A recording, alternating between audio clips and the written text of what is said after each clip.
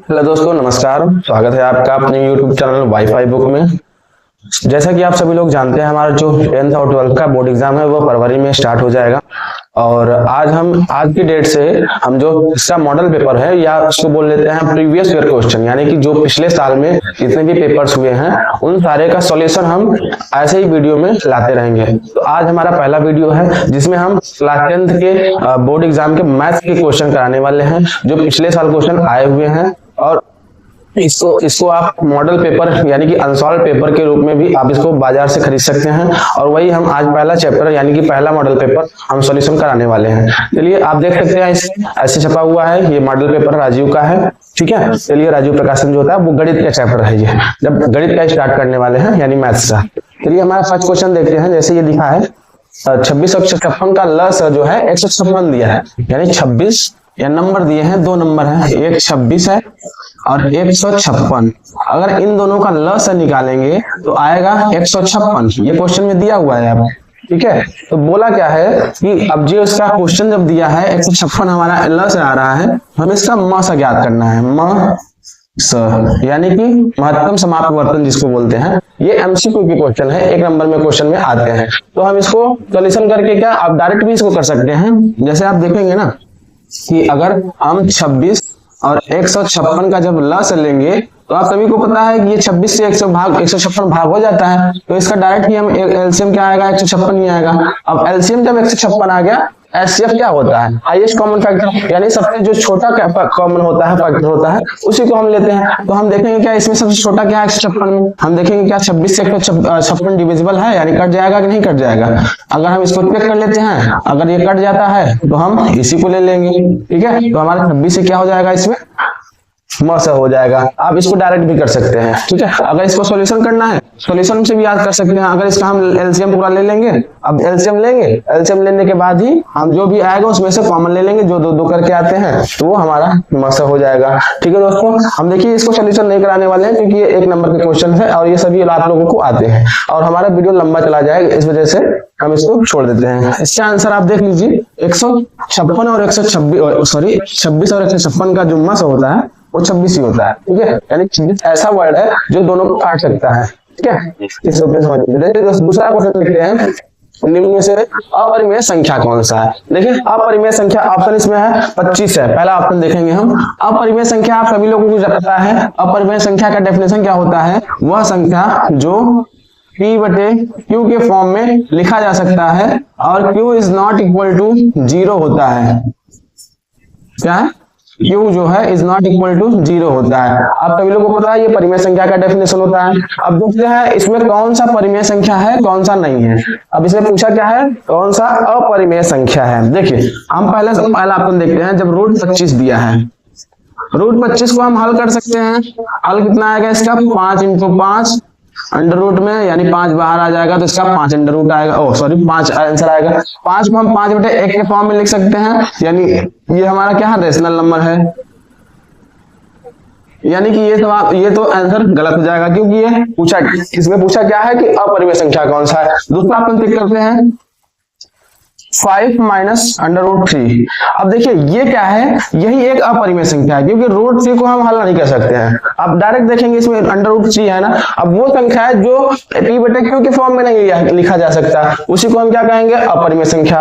और तीसरा ऑप्शन क्या है, a और b दोनों, ये एक अपरिमेय संख्या हो गया, यानी कि ऑप्शन तो गलत हो जाएगा। और इनमें से कोई नहीं, यानी कि ये सेकंड वाला ऑप्शन इसमें सही होगा। अब जैसे अगर √25 जैसे दिया है, इसको हम तो हल कर ले रहे हैं। अगर √2 दे देता, अपरिमेय संख्या है। पाई अगर दे देता, अपरिमेय संख्या है। जितने भी सिंबल्स देंगे ना इस तरीके के, जैसे पाई हो गया, साइन हो गया, सिग्मा हो गया, ये सारे अपरिमेय संख्या में आते हैं। इस बात का आप ध्यान देंगे।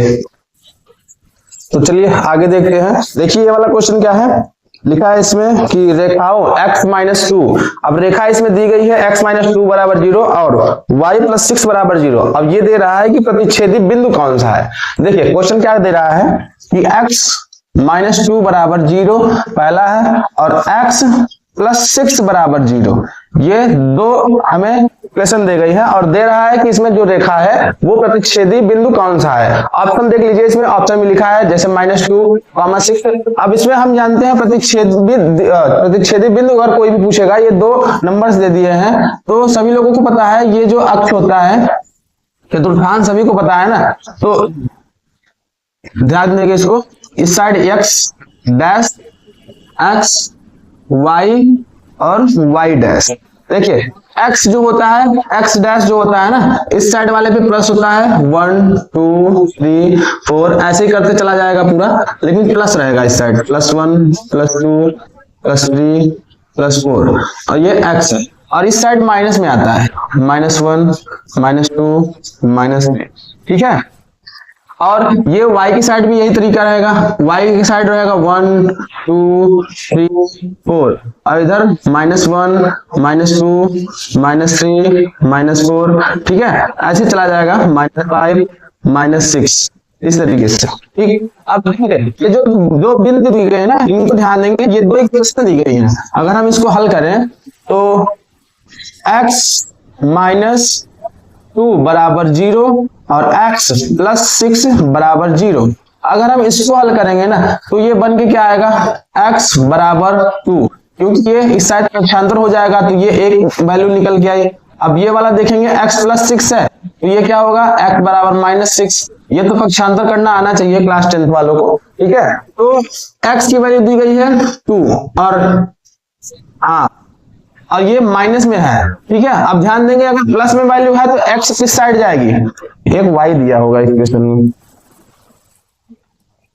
हाँ y +6 है इधर, y +6 इसको लिख लेंगे, y +6। अब कॉमन -6 दिया हुआ है। अब देखिए y का है 2, हम देखेंगे इस साइड y कौन से नंबर पे, 1 2, यानी कि इधर मान लेते हैं। अब -6 दिया है इस साइड, y को -6 यानी कि एकदम लास्ट में जाएगा यहाँ पे, ठीक है, यहाँ पे।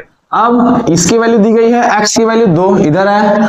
अब हम एक सीधी रेखा ऐसे खींचेंगे कहां तक, -6 तक, यहाँ तक। अब -6 तक आ गया है, हम ये आगे बढ़ा देंगे, ठीक है। अब देखिए यही पूछा है, प्रतिच्छेदी बिंदु यही वाला है। अब इसका नाम हम क्या रखेंगे, इस साइड से पहले x लिखा जाता है फिर y लिखा जाता है, इस तरीके से x, y x, y इसी तरीके से लिखा जाता है। तो x की जगह पे यहाँ पे क्या है, 2 है, 2, और y की जगह पे क्या है, y की जगह पे -6। देखिए आंसर अगर ऑप्शन में है ये वाला तो यही वाला क्लिक कर दीजिए, यानी यही वाला आंसर सही है। x की वैल्यू दी गई है 2 और -6, यही आंसर सही हो जाएगा। ऑप्शन नंबर देखिए कौन सा ये वाला है, 2 -6, आंसर नंबर डी यही वाला सही होगा। ये 1 नंबर की क्वेश्चन है, इसको आप तुरंत हल कर सकते हैं, यह तो हम डायग्राम समझाने के लिए बताएं, ठीक है। चलिए नेक्स्ट क्वेश्चन देखते हैं। चलिए दोस्तों, ये चलिए दूसरा समीकरण यहाँ पे क्वेश्चन दिया है। क्वेश्चन हम पढ़ेंगे, क्या दिखा है, ये सारे 1 नंबर के क्वेश्चन है, इसलिए इसमें ज्यादा समय हम नहीं लेंगे, ठीक है। देखिए लिखा क्या है, समीकरण 5x² - 3x + 2 के मूलों का योग, यानी कि देखिए क्वेश्चन 5x²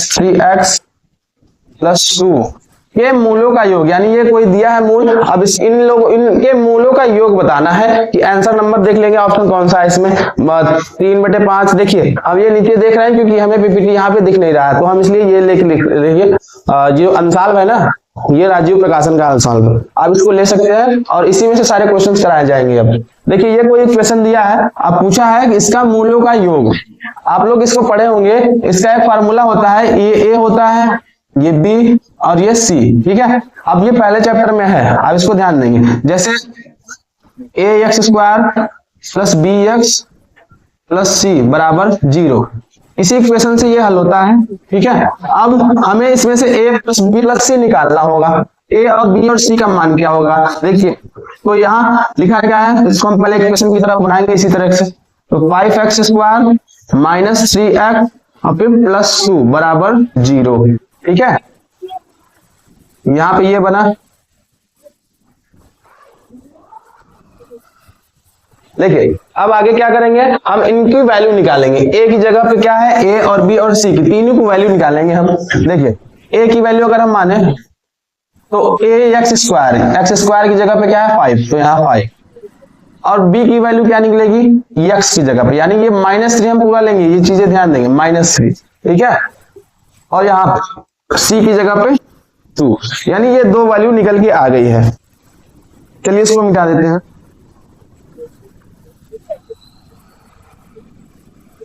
देखिए अब हमें ये दो वैल्यू निकल गई। अब ये फार्मूला आप सभी लोग याद कर लीजिए, ए एक्स प्लस बी, ये वाला बी एक्स प्लस सी बराबर 0, क्योंकि ये फार्मूला बहुत काम के आने वाले हैं, ठीक है।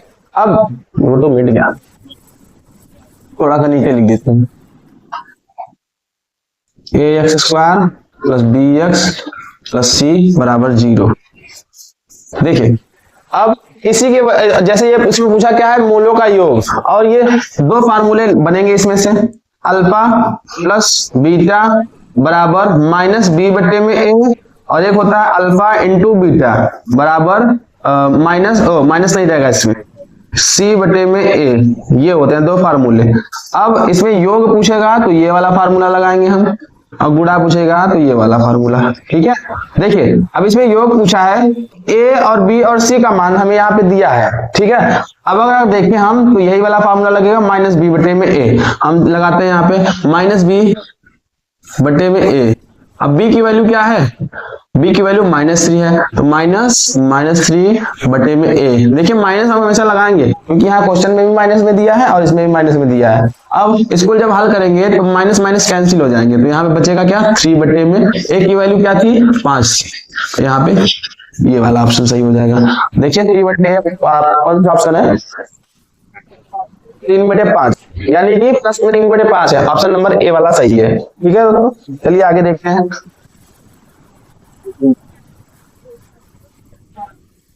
अब ये वाला जो फॉर्मूला लिखवाया था इसको याद करना पड़ेगा, अब इसको ध्यान देंगे। चलिए सेकंड नंबर, अब देखिए एक चाल दूरी समय वाला क्वेश्चन है, ध्यान देंगे इसको। यदि शांत जल में नाव की चाल, देखिए क्या लिखा है यहाँ पे, यदि शांत जल में नाव की चाल 8 किलोमीटर प्रति घंटा है तथा धारा की चाल 3 किलोमीटर प्रति घंटा, देखिए इसमें क्या लिखा है, नाव की चाल बराबर कितना दिया हुआ है 8 किलोमीटर प्रति घंटा, और धारा की चाल,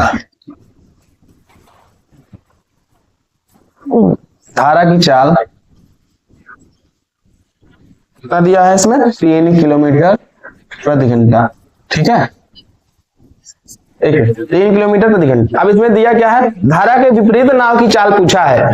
देखिए इसको हम समझाते हैं एग्जांपल से। जैसे ये कोई धारा है, क्या ये धारा, अब नाव जा रही है और ये धारा है, इसकी चाल क्या है 3 किलोमीटर प्रति घंटा। अब इस पे कोई नाव चल रहा है, ठीक है, नाव चल रहा है क्या 8 किलोमीटर प्रति घंटा की स्पीड से नाव।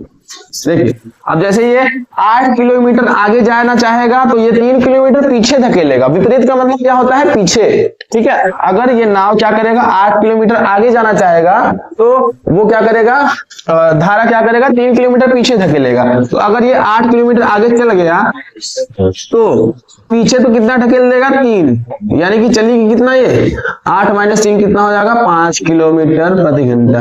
ये तो एकदम इजी है, ठीक है, कुछ करने के लिए है नहीं इसमें। अगर 8 किलोमीटर आगे चला तो 3 किलोमीटर तो पीछे ढकेल ही देगा क्योंकि विपरीत पूछा है ना चाल, तो 8 - 3 करेंगे तो 5 किलोमीटर प्रति घंटा आ जाएगी इसकी चाल, ठीक है। ऑप्शन नंबर देख लेंगे, इसमें डी ऑप्शन सही है 5 किलोमीटर प्रति घंटा, ठीक है। इसमें ऐसे क्वेश्चन आएंगे, थोड़ा सा स्पीड करना होगा क्योंकि आगे जो क्वेश्चन है ना उसको हल करने में हमें समय मिल जाएगा।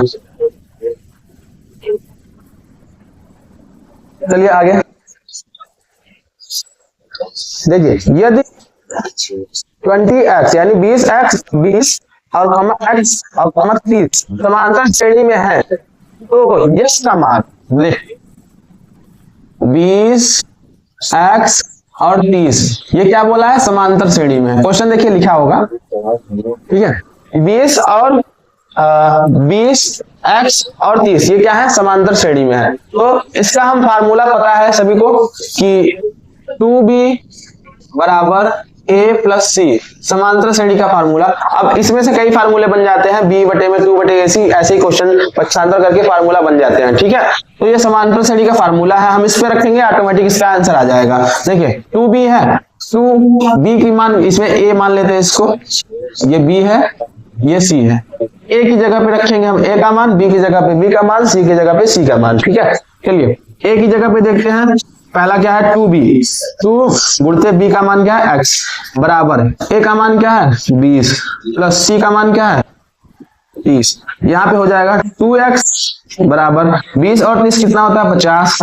अब यहाँ x बराबर, ये पक्षांतर होके नीचे चला आएगा 50 बटे में 2, और ये कटेगा कितना से 25 से, यानी x का मान आएगा 25, ठीक है। x बराबर आएगा 25, यानी 25 आंसर सही होगा। आपका नंबर डी, इसका ऑप्शन सही होगा, ठीक है। आप देख लेंगे ये वाले फार्मूले लगेंगे, ये होता है, ठीक है, समांतर श्रेणी का। चलिए आगे बढ़ते हैं, ये 1 नंबर के क्वेश्चन है, इसको स्पीड कराने हैं।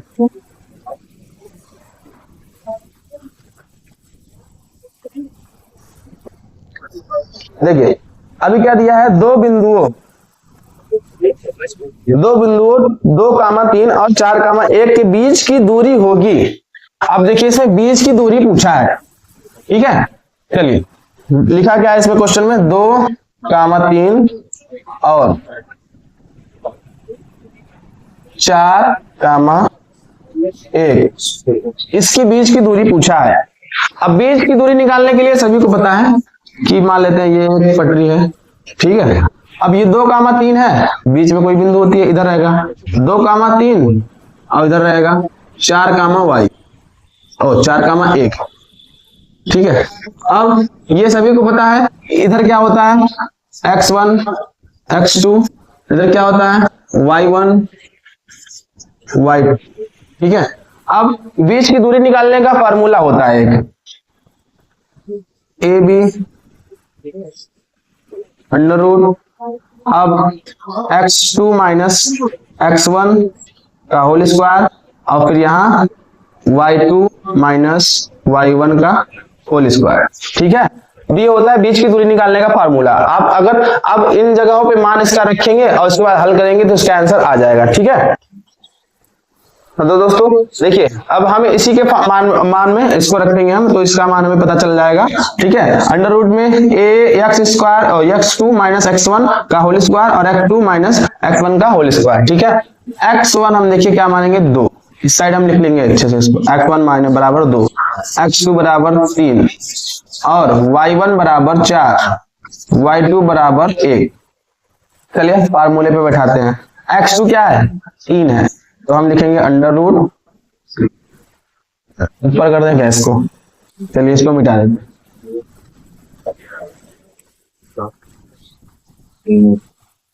देखिए। अब जैसे इसको लिखेंगे हम, यहाँ क्या आएगा x2 की जगह पे x2 माने 3, तो हम 3 माइनस x1 कितना है 2 इसका होल स्क्वायर प्लस y2 कितना है y2 है 1 माइनस, और ये क्या है 4, y1 क्या है 4 का होल स्क्वायर, ठीक है। अब चलिए इसको हल करते हैं, यहाँ ऊपर लिख लेते हैं इसको अंडर रूट 3 माइनस 2 का होल स्क्वायर, और यहाँ प्लस यहाँ कितना है 1 माइनस 4 का होल स्क्वायर। अब इसको जब हम करेंगे तो अंडर रूट 3 में से 2 जाएगा, 1 बचेगा, यानी 1 का स्क्वायर 1 ही होता है, प्लस अब यहाँ क्या आएगा 4 में से 3 जाएगा माइनस 3 का होल स्क्वायर। अब और इसको आगे करेंगे अगर तो 1 आया, प्लस यहाँ कितना हो जाएगा 3 त्रिक का 9 यानी माइनस 9। अब इसको अगर आगे हल करेंगे तो ये कितना आएगा रूट में 8 माइनस 8, ठीक है। अब रूट 8 को जब हल करेंगे हम कितना आएगा इसका, जब हम देखेंगे आगे तो अंडर रूट 2 इंटू 2 इंटू 2, इसको हम लिख सकते हैं 2 दूनी 4 4 दूनी 8, ठीक है। यानी इसको हम 2 अगर कॉमन मिल गए तो बाहर आ जाएंगे, 2 बाहर आ गया, अंडर रूट यहाँ 2, यानी यही ऑप्शन सही होगा। कौन सा ऑप्शन है, ऑप्शन नंबर सी, यानी सी वाला ऑप्शन सही होगा, ठीक है। चलिए आगे देखते हैं इसको। देखिए अब इसका हम मान रखते हैं, इस पे चलिए मान रखते हैं। देखिए अंडर रूट x2 का मान क्या है, यहाँ 4 है, 4 नहीं है, ध्यान देंगे यहाँ माइनस लगा हुआ है, यानी माइनस 4 हो जाएगा, और यहाँ माइनस x का मान क्या है 4, x1 का मान 4 है, एक और सॉरी ये गड़बड़ है, x1 का मान x2 का मान है 4 और यहाँ इसका मान हो जाएगा -4 है तो यहाँ पे इसका भी माइनस होता है तो प्लस हो जाएगा, और प्लस ये कोष्टक में माइनस करेंगे इसको तोड़ेंगे तो प्लस हो जाएगा, ये सभी को पता ही होगा।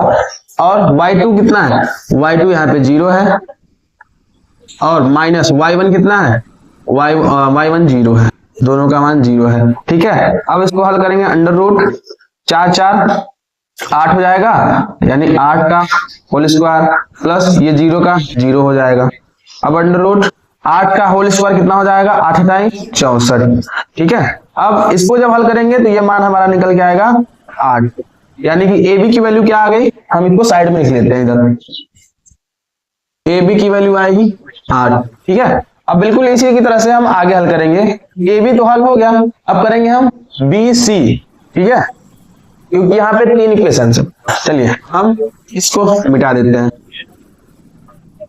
अब यहाँ ए बी था, ए बी का मान तो आ गया, अब यहाँ करेंगे हम बी सी, यानी ये और ये x1, अब हम इसमें x1 इसको मानेंगे, y1 इसको, और ये x1 ये x2 ये। ठीक है, हाँ x2 y2। ठीक है, चलिए अब इसमें जब इक्वेशन हम रखेंगे, x2 का मान क्या दिया हुआ है इसमें 0 माइनस x1 का मान 4 स्क्वायर, y2 का मान क्या है 3 माइनस y1 का मान 0 इसका होल स्क्वायर। अब करेंगे अंडर रूट में, 0 में से 4 घटाएंगे, -4 है तो -4 ही होता है, 4 इसका स्क्वायर करेंगे तो 4 चौक 16 आएगा, प्लस 3 में से 0 घटाएंगे 3 ही आएगा, और यहाँ का स्क्वायर 3 त्रिक का 9 हो जाएगा। ठीक है, अब इसको हल करेंगे, 16 में से 9 घटाओ कितना आएगा,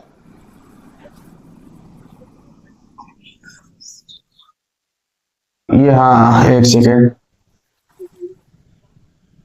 सही है। आप एक बार इसको फॉर्मूले को स्क्रीनशॉट ले लीजिए।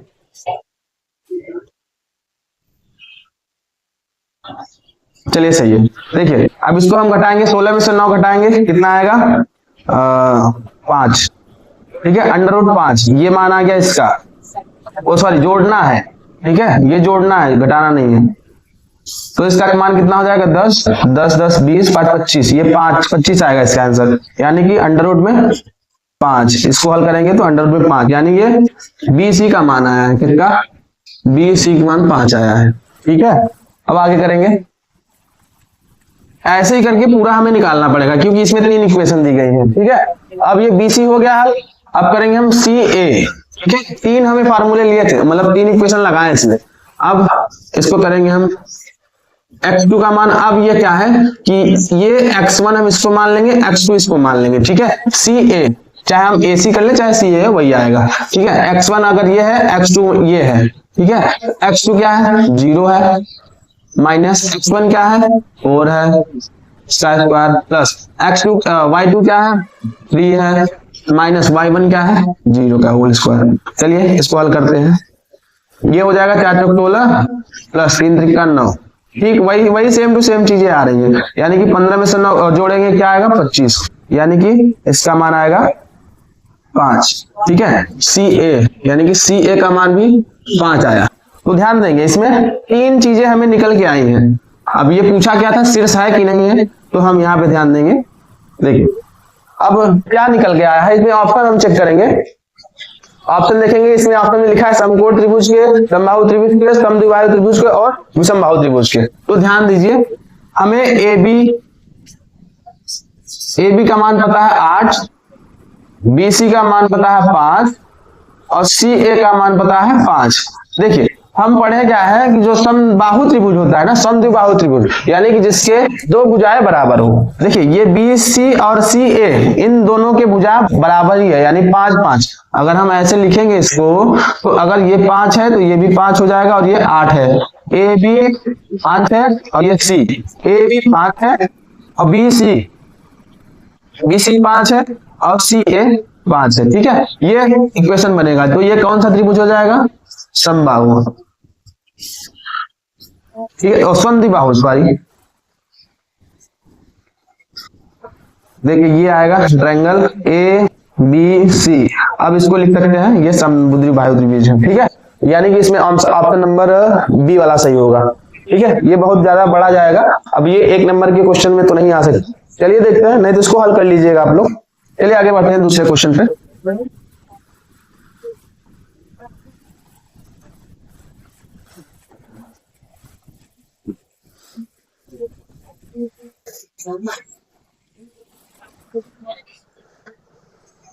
देखिए अब दिया क्या है, यदि साइन ए बराबर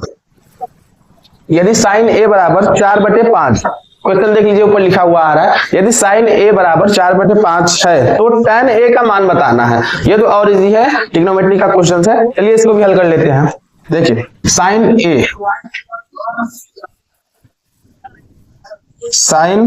ए बराबर 4/5 है और tan ए का मान बताना है। ठीक है, देखिए अब ये क्वेश्चन है, ध्यान देंगे साइन ए का मान दिया हुआ है तो हम थोड़ा सा याद करेंगे, किसमें जाएंगे कि साइन का फार्मूला क्या होता था, लंब बटे कर्ण, आधार बटे कर्ण, ये वाले जो क्वेश्चन है वो वाले में। तो हम जब इसको पता करेंगे कि साइन ए का मान क्या निकल के आएगा, लाल बटे का अगर आप लोग याद किए हैं तो उसी बेस पे ये कर सकते हैं। ठीक है, यानी कि पहला साइन ही है, साइन का मान क्या हो जाएगा, लंब बटे में कर्ण। ठीक है, अब देखिए अगर ये इसका फार्मूला होता है साइन ए का तो 4/5 दिया है मान, यानी लंब का मान कितना दिया है, 4 दिया है और कर्ण का मान 5 दिया है। अब दूसरी चीज देखते हैं हम यहाँ पे tan ए, क्या हम इसको फार्मूले पे बैठाएंगे, क्या हो सकता है। चलिए देखते हैं कि tan ए का फार्मूला क्या होता है। ठीक है, लाल यानी कि लंब बटे में आधार। ठीक है, tan ए का फार्मूला होता है लंब बटे में आधार। यहाँ पे देखते हैं लंब का मान दिया है 4, लेकिन आधार नहीं दिया है, लेकिन उसकी जगह पे हमें कर्ण दे दिया है। ठीक है, तो ये फार्मूले हम कौन सा फार्मूला लगाएंगे, पाइथागोरस प्रमेय। पाइथागोरस प्रमेय याद ही होगा सभी को, पाइथागोरस प्रमेय में लगाएंगे यहाँ पे तो आधार का मान निकल के आ जाएगा। चलिए देखते हैं, इसको निकालते हैं। पाइथागोरस का फार्मूला सभी को पता होगा, कर्ण का स्क्वायर प्लस लंब का स्क्वायर प्लस आधार का स्क्वायर। तो कर्ण यहाँ पे दिया है 5, यानी 5 का स्क्वायर बराबर लंब दिया है 4 का स्क्वायर प्लस आधार ही तो निकालना है, आधार का स्क्वायर। ठीक है, 5 बचा 25 प्लस 4 चौक 16 बराबर 4 चौक 16 प्लस आधार का स्क्वायर। ठीक है, ये आधार इधर आएगा, यानी कि 25 के जब इधर आएगा तो क्या निकलेगा इसका आंसर, 25 - 16 बराबर आधार का स्क्वायर। 25 में से 16 घटाएंगे क्या आएगा, 5 में से 6 घटाएंगे 9 और यहाँ क्या आएगा 19, यानी आधार का स्क्वायर 19 आएगा। ठीक है, अब इसको जब हल करेंगे, 1 सेकेंड, नहीं 9 आएगा। ठीक है, इसका आंसर 9 आएगा, 25 में से 16 घटाएंगे तो 9 आएगा। अब ये आधार जब स्क्वायर में रहता है, इसको हल करने के लिए हम आधार का जब स्क्वायर हटाएंगे यहाँ पे तो √9 हो जाता है। √9 का मान क्या होता है, 3 होता है, 3 सिक्का 9 जैसे लिखते हैं। तो आधार का मान अभी हमें पता चल गया कितना, 3 है, तो हम आधार की जगह पे 3 लिख सकते हैं, यानी 4/3 आंसर होगा। ऑप्शन में आप चेक कर लीजिए 4/3 है, ऑप्शन नंबर 4/3 सी वाला ऑप्शन सही होगा। ठीक है दोस्तों, तो ये वाला हम सॉल्यूशन करा चुके थे। इससे आगे देखिए क्वेश्चन कौन सा है, क्वेश्चन ये है, क्वेश्चन देखिए क्या दिया है, sign square theta plus 1/1 plus tan theta. Question देखेंगे हम, sign square theta plus 1/1 plus tan square theta, ये क्वेश्चन दिया है। अब इसका मान हमसे पूछा है। देखिए बहुत इजी क्वेश्चन है, 1 नंबर के क्वेश्चन में इसमें ऑप्शन भी दिया हुआ है। देखिए sine square theta, cot square theta, sec square theta और 1। तो देखिए ये जो साइन स्क्वायर थीटा है और ये 1 है, तो ध्यान दीजिए कि हम सबसे पहले इसको साइन है तो हम साइन में ज्यादा कन्वर्ट करने की कोशिश करेंगे।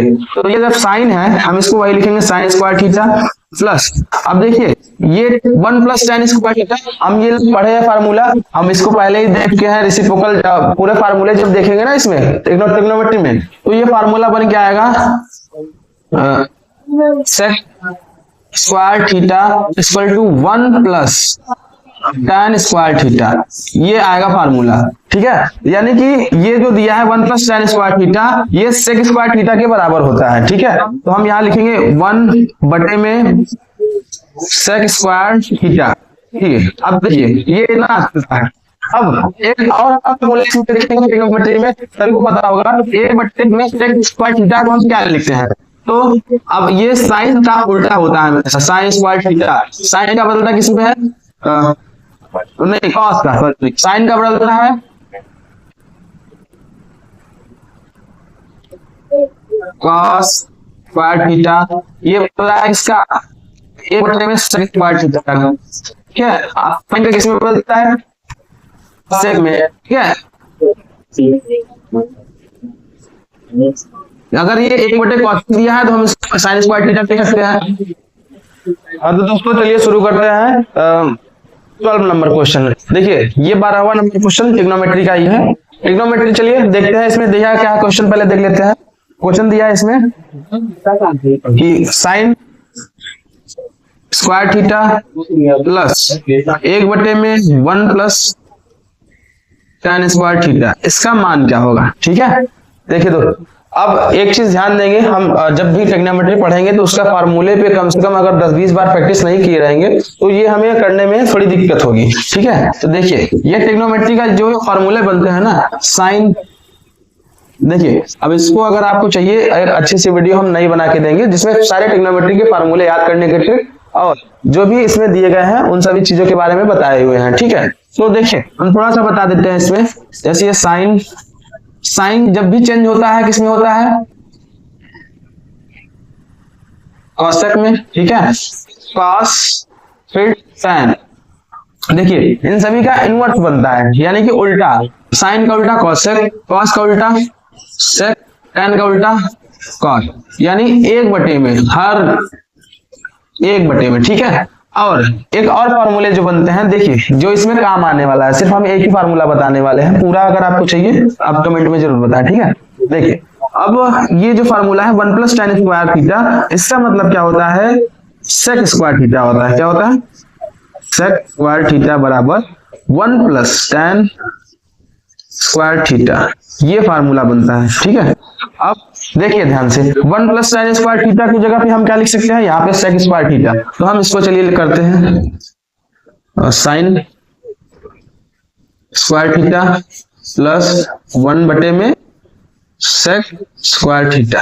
ठीक है, अब देखिए ये क्या लिखा है यहाँ पे, साइन स्क्वायर थीटा प्लस 1 एक बटे में सेक स्क्वायर थीटा। अब ध्यान देंगे हम यहाँ पे देखेंगे कि सेक स्क्वायर थीटा जो होता है वो किसका उल्टा होगा, यानी किसका फार्मूला बनेगा, वो कॉस का। यानी कि जो हम एक बटे में सेक स्क्वायर थीटा जो लिखा है, हम इसको बदल के ही 1 सेक स्क्वायर थीटा को बदल के कॉस स्क्वायर थीटा लिख सकते हैं। तो हम इसको जब बदलेंगे तो साइन स्क्वायर थीटा प्लस, और यहाँ क्या लिखेंगे हम, कॉस स्क्वायर थीटा। अब सभी को पता है जो ये बनता है ना, sign square theta plus cos square theta, इसकी वैल्यू जो होती है 1 होती है। ठीक है, ये तो बहुत सारे लोगों को पता होगी, इसकी वैल्यू जो 1 होती है, यानी ये किसका आंसर बन गया 1, ऑप्शन नंबर डी। ठीक है दोस्तों, इसका आंसर सही होगा ऑप्शन नंबर डी। चलिए अब आगे क्वेश्चन की ओर बढ़ते हैं। तो दोस्तों चलिए देखते हैं ये वाला क्वेश्चन, क्वेश्चन नंबर 13 है। ठीक है, देखिए इसमें बोल क्या रहा है, थोड़ा हम स्पीड में कराएंगे क्योंकि ऑप्शन अभी 1 नंबर की क्वेश्चन है। देखिए क्या कह रहा है, रेखाखंड ए बी बिंदु पी पर, यानी कोई रेखाखंड हम खींच लेंगे, यानी ये ए है और ये बी, रेखाखंड ए बी पर बिंदु पी, यानी इसमें बीच में कोई बिंदु है वो पी है। ठीक है, बिंदु पी पर इस प्रकार विभाजित किया जाता है, यानी विभाजित करने का देखिए यहाँ पे लिखा है पी बी बटे में ए बी बराबर दिया है 3 बटे में 7। ठीक है, इस प्रकार विभाजित किया जाए, उसके बाद अब अनुपात ए पी अनुपात पी बी क्या होगा ये पूछा है। ठीक है, देखिए ध्यान से देखिए, ए से लेके बी तक की दूरी यहाँ देखेंगे हम निकल के आएगी, अगर हम इसको साफ साफ लिखेंगे तो ये क्या वैल्यू दी गई है, ए बी बराबर 7 और पी बी बराबर 3। ठीक है, ए से लेके बी तक की दूरी, यानी यहाँ से लेके यहाँ तक की दूरी टोटल कितनी है, 7 है। अब P से लेके B तक ध्यान दीजिए, यहाँ पे लिखा भी है क्वेश्चन में, देखिए आप P से लेके B तक की दूरी जो है, P से लेके B तक, यहाँ से ये P है और ये B की दूरी कितनी है, 3 है। ठीक है, अब पूछा क्या है, AP अनुपात PB। ठीक है, अब AP यानी ये है AP, हमें PB का भी पूछा है, तो P और B का अनुपात तो 3 है, देखिए दिखाई यहाँ पे, तो हम यहाँ पे लिख सकते हैं इसका अनुपात 3 लेकिन ए पी का अनुपात क्या होगा? अच्छा हमें एक चीज बताइए कि अगर किसी भी चीज है, कोई भी चीज है, अगर एक वैल्यू दी गई है 3 और टोटल वैल्यू दी गई है 7, ठीक है, और ये हमें बताना ये x है, ठीक है, यानी कि इन दोनों को जोड़ने पे तो यही वैल्यू आ रही है, यानी x + 3 बराबर 7, ये इक्वेशन तो बन रही है। अब ये इक्वेशन तो आप इजी से सॉल्व कर सकते हैं, x बराबर 7 - 3 और x बराबर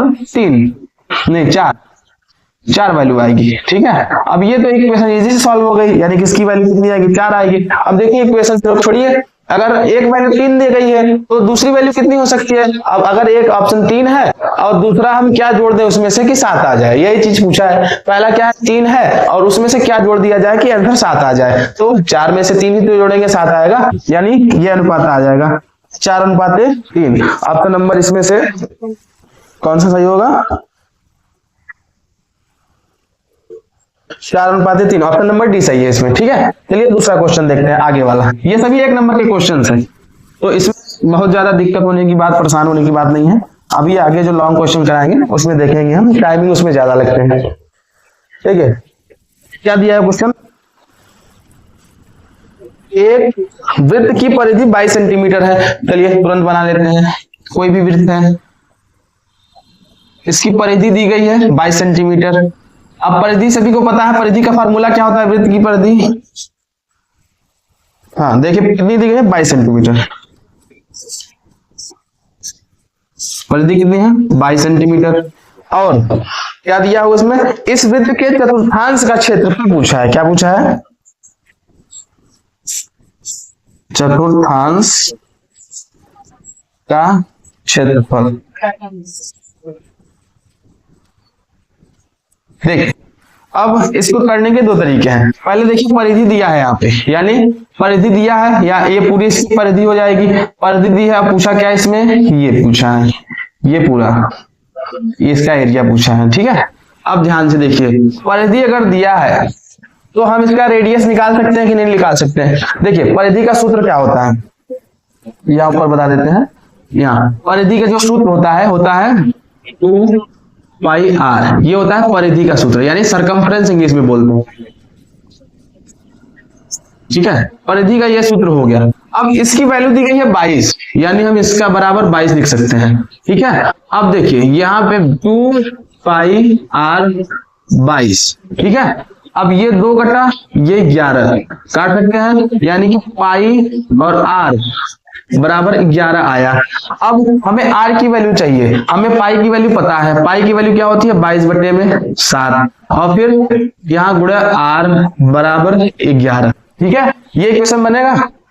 अब यहाँ पे देखिए बराबर के चिन्ह अगर बराबर में रहेगा, इसके बटे में 1 होता है हमेशा, आप सभी लोगों को पता है। ये 11 1 का 11, 11 दूना 22 कट जाएगा, यानी कि यहाँ कितनी वैल्यू आई?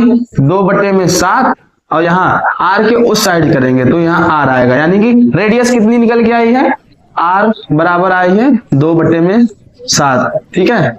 ये है रेडियस निकल के आ गया, यानी हमें त्रिज्या इसकी पता चल गई, यानी ये वाली ये होती है r आधी, ठीक है। ये है कितनी? 2/7। हमें पूछा क्या है? एरिया पूछा इसका, यानी इस चतुर्थांश का एरिया।